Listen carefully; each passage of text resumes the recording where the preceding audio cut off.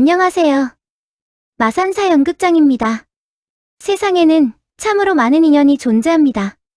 그중 어떤 인연은 태양처럼 빛나고 어떤 인연은 그림자처럼 드리웁니다. 여기 오랜 우정이라는 이름 아래 가려졌던 진실과 시간이 빚어낸 역전의 이야기가 있습니다. 오늘의 주인공 미경 씨와 정희 씨, 그리고 미경 씨의 남편 준호 씨의 이야기입니다.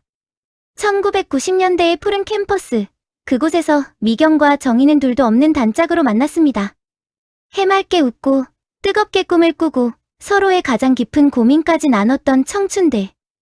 그들의 우정은 세상의 어떤 어려움도 헤쳐나갈 굳건한 닷처럼 보였습니다. 졸업 후에도 그들은 끈끈하게 연락을 이어갔고 서로의 경조사를 챙기며 인생의 동반자처럼 함께 걸어왔죠. 그러다 미경에게도 사랑이 찾아왔습니다. 상대는 준수하고 성실한 청년, 준호 씨였습니다.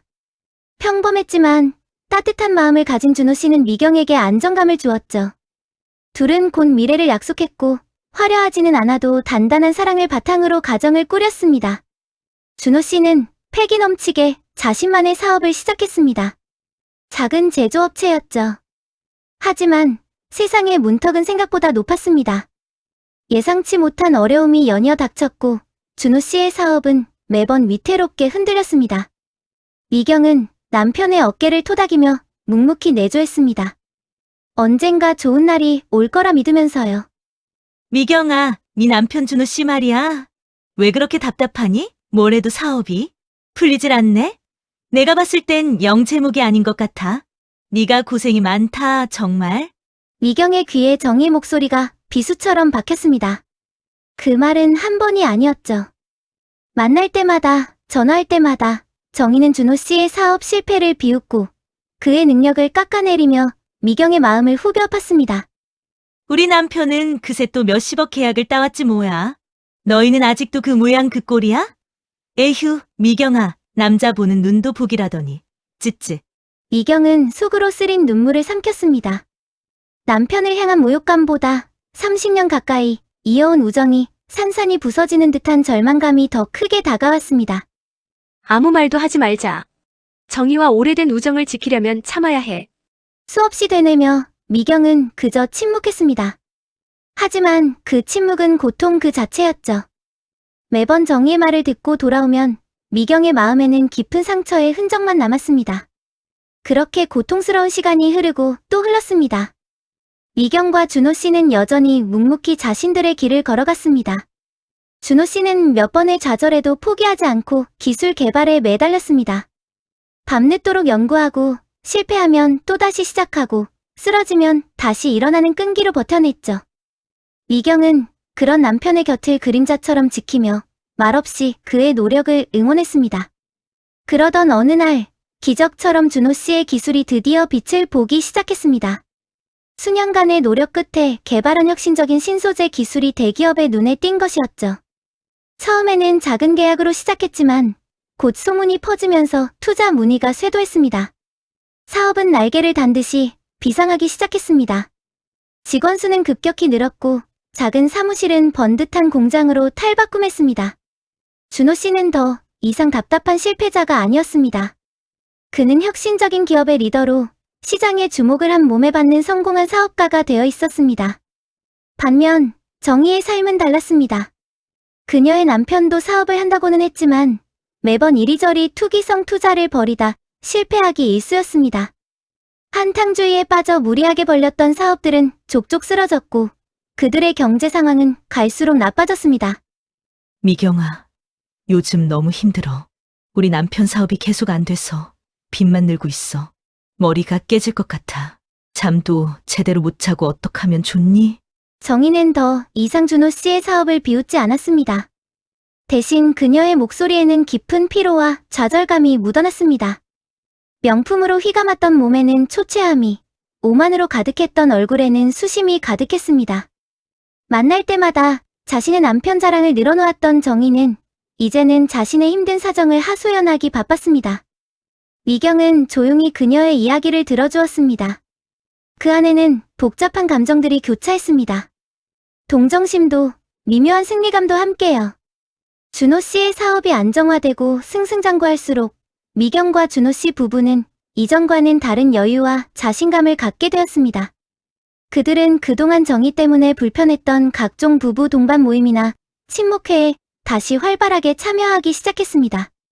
그리고 어느 날 오래전부터 친분에 맺어왔던 부부들 사이에서 열리는 작은 연말 파티에 참석하게 되었습니다.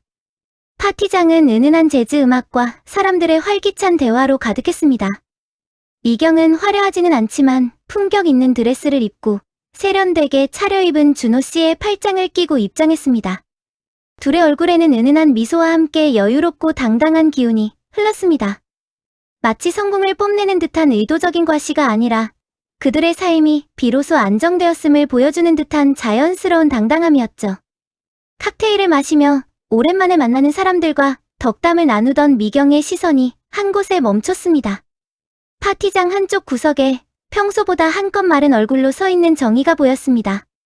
그녀의 얼굴에는 깊은 그늘이 드리워져 있었고 화려했던 옷차림은 더 이상 찾아볼 수 없었습니다. 대신 어딘가 모르게 지쳐 보이는 모습이 역력했습니다. 그녀의 남편 역시 잔뜩 굳은 표정으로 정희의 곁에 서 있었습니다. 그때 한 지인이 미경과 준호 씨를 보고는 반갑게 다가왔습니다. 아니, 준호 씨, 요즘 기사가 아주 매일 뜨던데요. 대기업들이 줄을 서서 러브콜을 보낸다면서요? 정말 대단합니다. 준호 씨는 겸손하게 웃으며 손을 저었지만 그의 눈빛에서는 숨길 수 없는 자부심이 엿보였습니다. 미경은 그런 남편을 자랑스럽게 바라보며 미소 지었습니다. 그들의 대화는 자연스럽게 주변 사람들에게도 들렸고 사람들은 감탄하며 준호 씨의 성공에 대한 이야기를 나누기 시작했습니다. 그들의 대화는 마치 파티장 전체로 울려 퍼지는 듯했습니다. 정희의 귀에도 분명히 들렸을 것입니다. 정희는 미경과 준호 씨 쪽을 힐끗거리며 바라보았습니다. 이전의 오만함은 온데간데 없고 그녀의 얼굴에는 당황스러움과 함께 말로 형용할 수 없는 복잡한 감정들이 스쳐 지나갔습니다. 한때 자신이 얕잡아 보았던 친구와 그녀의 남편이 이제는 감히 올려다볼 수 없을 만큼 드높은 위치에 서 있음을 깨달은 것이죠. 정희는 입술을 꾹 다문 채 아무 말도 할 수 없었습니다. 그들의 성공은 정희가 매번 비웃고 무시했던 준호 씨의 모습과는 너무나도 달랐습니다. 마치 거울처럼 정희 자신의 초라하고 지친 현실을 비춰주는 듯했죠. 과거의 자신의 오만함이 지금의 이 침묵으로 되돌아오는 듯한 기분이었습니다. 미경은 그런 정희의 모습을 말없이 응시했습니다. 그리고 정희의 눈과 마주쳤을 때 미경은 조용하고도 잔잔한 미소를 지었습니다. 그 미소는 조롱이 아니었습니다. 승리자의 오만이 담긴 비웃음도 아니었습니다. 그저 조용하고 평화로운 미소였습니다. 사람을 얕보면 언젠가 코를 납작하게 당할 날이 온다. 그 미소에는 지난 세월 동안 참아왔던 아픔과 고통, 그리고 마침내 찾아온 해방감이 담겨 있었습니다. 정희는 그 미소를 해석할 수 없었습니다. 그러나 어쩐지 그 미소 속에서 지난날 자신이 내뱉었던 수많은 모욕적인 말들이 메아리처럼 자신에게 되돌아오는 것을 느꼈을 것입니다. 정희는 더 이상 그 자리에 머물 수 없다는 듯 고개를 숙이고 말없이 남편의 팔을 잡아 끌며 파티장을 떠났습니다. 삶은 예측할 수 없는 강물과 같습니다. 한때 낮은 곳을 흐르던 물이 때로는 더 큰 바다를 만나고 높은 곳을 흐르던 물이 마침내 바닥을 드러내기도 합니다. 이 이야기는 단지 한 사람의 성공이나 복수극이 아닙니다. 타인의 고난을 얕잡아보고 쉽게 판단하는 오만이 결국 자신을 얼마나 초라하게 만드는지를 보여주는 잔잔하지만 강력한 메시지입니다. 미경과 준호 씨처럼 묵묵히 자신의 길을 걸으며 고난 속에서도 굳건히 서로를 믿어준다면 언젠가는 반드시 찬란한 빛을 마주하게 될 것이라는 희망을 이야기합니다. 우리 모두의 삶에서 과연 지금 우리는 어떤 길을 걷고 있을까요? 그리고 언젠가 누가 미소 짓게 될까요? 그 질문은 여전히 우리의 마음속에 남아 메아리칩니다. 무시했던 친구, 이제 내가 웃을 차례. 마산사연극장 끝까지 들어주셔서 감사합니다.